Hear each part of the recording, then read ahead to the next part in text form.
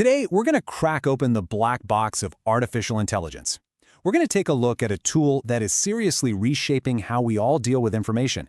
Google's conversational AI, Bard. Just take a second and think about that. I mean, how would you even start? It's a concept that completely twists the brains of most adults, let alone a kid. You'd have to take some of the most complex ideas in physics and boil them down into something simple, something a child could actually grasp. That's a huge challenge. And there's the answer. Wow, it's simple, it's elegant, and it's actually surprisingly on point. Now, get this. This wasn't written by a team of physicists and educators over weeks. Nope. This was generated in less than 5 seconds by Google Bard. And that is the kind of power we're going to unpack today. So here's our game plan. We'll start with what Bard even is. Then we'll peek under the hood at the AI that makes it tick. We'll see how it stacks up against the competition, put it through its paces with some real-world examples, and then we'll zoom out and talk about what this all means for the future of, well, everything. Okay, so to really get what Bard is all about, you have to understand its engine. And that engine is a piece of tech called a large language model, or for short, an LLM.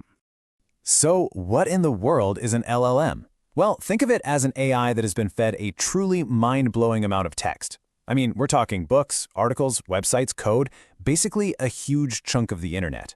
And from all that data, it isn't just memorizing stuff. It's learning the incredibly deep and complex patterns of how we humans actually talk and write. This is probably the best way to picture it. You know how your phone's keyboard tries to guess the next word you're about to type? Now imagine that same idea, but instead of just being trained on your texts, it's been trained on almost everything ever published online. That gives you a sense of the insane scale and power we are talking about here. And how it learns is basically this 3-step dance. First, it just drinks from that fire hose of data.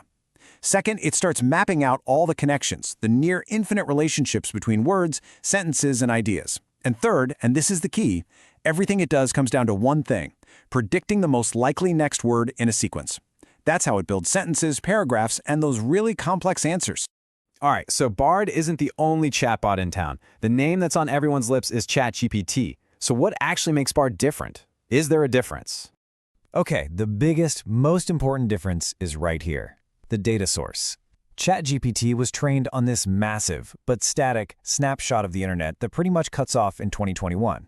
Bard, on the other hand, has a direct, live pipeline to the internet as it is right now. This is an absolute game changer. It means Bard can talk about what happened in the news this morning, while ChatGPT can't, and that really shapes what they're for. ChatGPT is amazing at generating creative text from what it's already learned, but Bard is built to synthesize the most current information out there to give you a direct, up-to-date answer. All right, enough with the theory. How can you actually use this thing in your day-to-day life? Let's see this AI in action. We have all been there, right? Staring at that blinking cursor, trying to figure out how to write that email. This is so much more than just a time saver. Bard can actually navigate that tricky social line between being polite and being firm. And it can write a message that gets the point across without ruining a relationship. It's like an assistant for your communication skills, not just for writing. And hey, it's not just for boring corporate stuff. This kind of prompt shows how it can be a real creative partner. This isn't just about getting past writer's block. It's more like collaboration. By asking for such a specific and kind of weird perspective, you're using the AI to throw ideas at you that you would have never thought of on your own. It turns writing from a solo act into a conversation. And this is where that power to synthesize information just shines. Normally, planning a trip means you have like 10 tabs open in your browser. You're juggling blogs, maps, review sites. It's a mess. Bard turns that whole hours-long research project into a single conversation. It doesn't just find bits of information, it connects them, creating a complete, ready-to-go itinerary just for you. And it does it in seconds. So, you see, these examples are more than just neat party tricks. They're pointing to a fundamental shift in how we find things. A huge leap beyond that list of blue links we've been using for the last 20 years. This right here is the whole ball game. For decades, a search engine's job was to give you the ingredients, the links, the sources, the raw materials.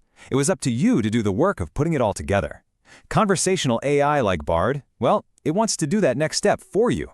It doesn't just show you the ingredients, it reads them all, figures out what you want, and just hands you the finished recipe.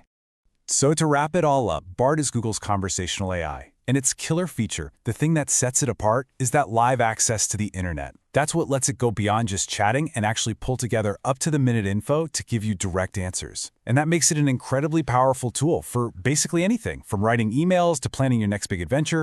And that leaves us with a much bigger, kind of philosophical question to chew on. As these tools become our constant co-pilots for work, for learning, for life, our relationship with knowledge itself is changing. When the answer to almost